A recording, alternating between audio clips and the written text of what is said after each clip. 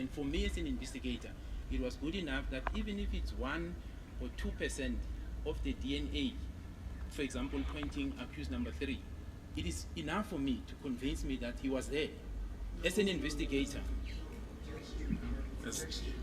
That is not his terrain. It is exclusively not his terrain. He's repeating the very same thing that I cautioned about. Mr. Gininda is not here as an expert.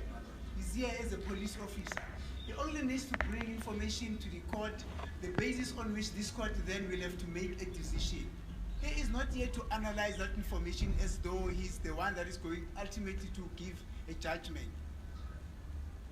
He's pretty wrong, and the state is allowing to do that. I don't know if the state is doing that with a view in order to influence the mind of the court, but I'm very grateful because the court said earlier on that the court is well trained and it is experienced enough to separate the wheat from the chaff.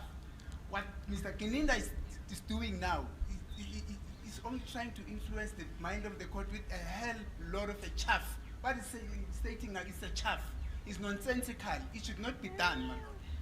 And I'm going to request the state to tell its witness to refrain from what the state's witness is doing, man.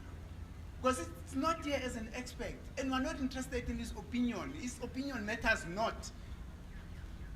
Ultimately, it is going to be the duty of the state, on the basis of the evidence that Mr. Gininda would have submitted to this court, to argue what he is now trying to argue. Otherwise, Mr. Baloyi needs to get into the box and Mr. Gininda come into the point where Mr. Baloyi is standing.